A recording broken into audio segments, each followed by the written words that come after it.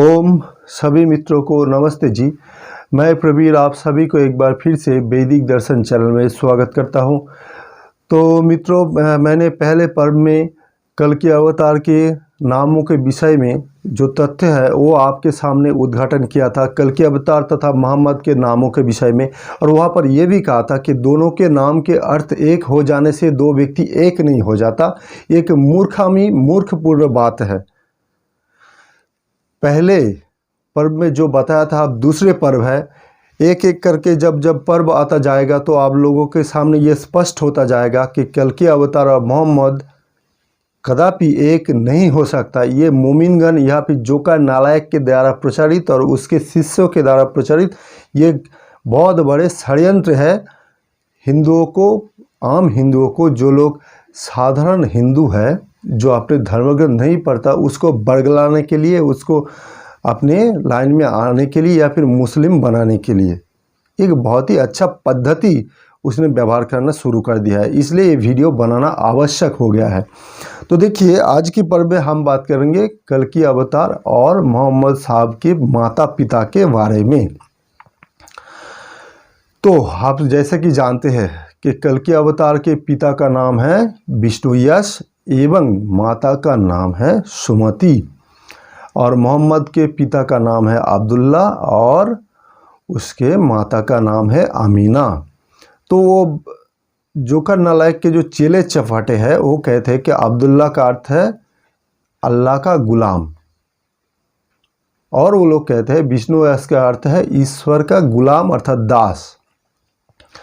वो लोग और कहते हैं कि सुमति का अर्थ है शांति और आमीना का अर्थ भी है शांति, इसलिए वो लोग दोनों को एक कर दिया कि जैसे कल के और मोहम्मद के नाम के अर्थ मिलने से वो दोनों एक है, ये भी दोनों एक है। देखो दोनों का अर्थ मिलता जुलता है, इसलिए एक है। ऐसी मूर्ख उन्होंने समाज में छोड़ रखा है। तो जो भी उदाहरण देते हैं वो लोग कल की पुराण से, भागवत पुराण से, विष्णु पुराण से, मैं उन लोगों से कहना चाहूँगा कि भाई पूरा पुराण तो पढ़ो।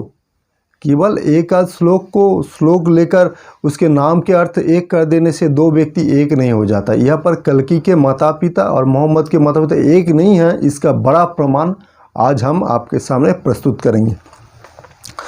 तो देखिए, भागवत पुराण स्कंद 12 अध्याय 2 श्लोक नंबर 18 में कहा गया है कि कल्कि के पिता जो है अर्थात विष्णुयश एक ब्राह्मण होंगे। ब्राह्मण, और ब्राह्मण का मतलब आप लोग समझते ही है कि ब्राह्मण का अर्थ है वेद पाठी, उपनिषद पाठी, दर्शन पाठी।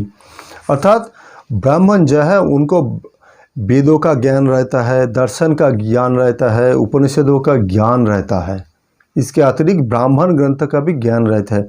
किंतु अरब के जो अब्दुल्ला जो कि मोहम्मद के फादर है, क्या उन्होंने कभी वेद, उपनिषद, दर्शन आदि ग्रंथ का नाम सुना है? नहीं सुना है।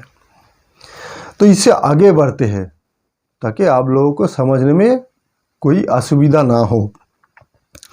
तो देखिए, इससे आगे बढ़ते हैं तो मोहम्मद साहब के बारे में। तो मोहम्मद साहब के पिता अब्दुल्ला जो है वो जब व्यवसाय करने गए थे, जब मोहम्मद उसके माँ के गर्भ में थे तभी उसकी मृत्यु हो गई थी। अर्थात मोहम्मद साहब के जो पिता मोहम्मद के जन्म से पूर्व ही उन्होंने देह त्याग कर दिया था, और मोहम्मद की जो माता है मोहम्मद के जन्म के कुछ ही दिनों के पश्चात ही उन्होंने अपना देह त्याग कर दिया था। अर्थात मोहम्मद जब छोटे थे तभी मोहम्मद के माता परलोक सुधार गए थे, और मोहम्मद के पिता मोहम्मद के जन्म से पूर्व भी परलोक सुधार गए थे। लेकिन मोमिनगंज जाके जोका नालायक के मिथ्याचारी बेईमान गण जो शिष्य है ना, वो आप लोगों को ये बात नहीं बताता, केवल नाम के अर्थ बताकर ही वो लोग भाग जाते हैं। आगे की बात बताई तो उसके मिथ्याचार धरे के धरे रह जाएंगे। अब देखिए, कल के अवतार के माता पिता के संबंध में क्या कहा गया है कल की पुराण में।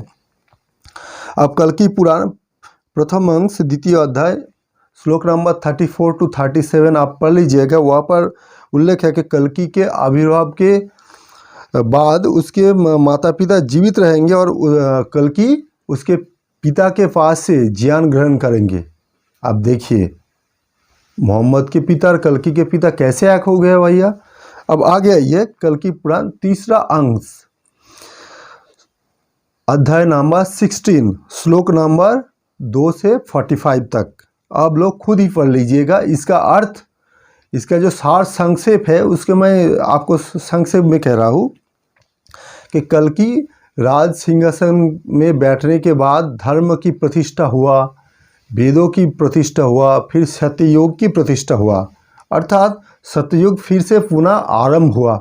क्या मोहम्मद आने के बाद सत्ययुग आरंभ हुआ? नहीं हुआ।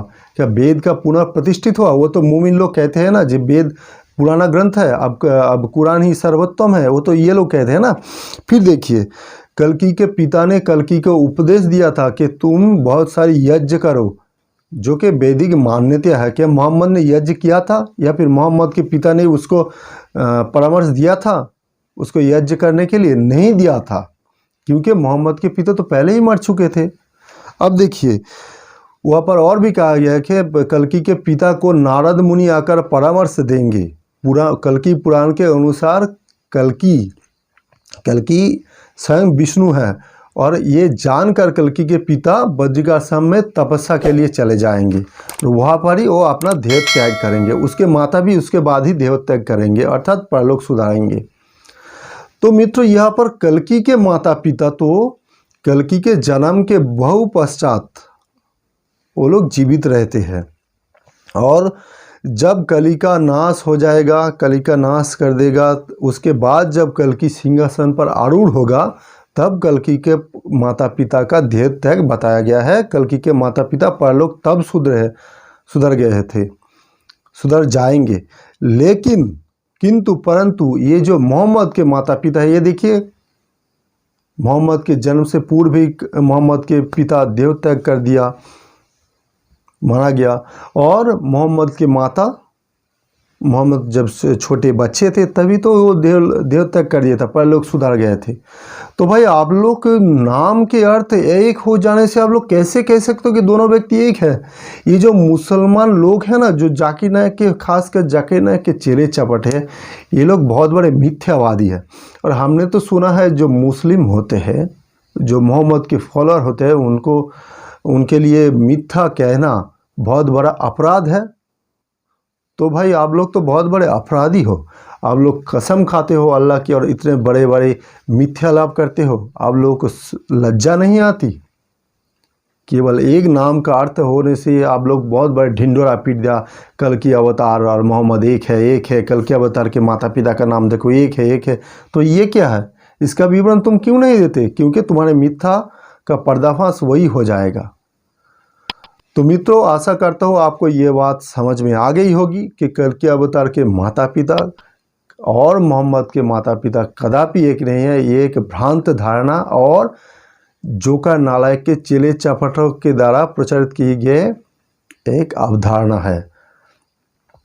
तो आशा करता हूँ मित्रों, आप लोगों को समझ में आ गई हो। तो वीडियो को अधिक से अधिक शेयर करें, चैनल को सब्सक्राइब करें और करावे, और कमेंट बॉक्स में अपना मूल्यवान मतामत अवश्य जनाएं।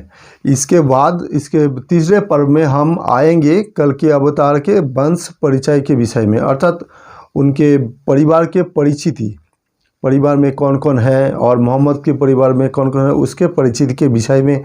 तो एक एक करके आपको बात और समझ में आ जाएगी कि ये मोमिन लोग कितना बड़ा मिथ्यावादी है। तो मित्रों, आज के लिए इतना ही। धन्यवाद, नमस्ते, ओम तत्सत।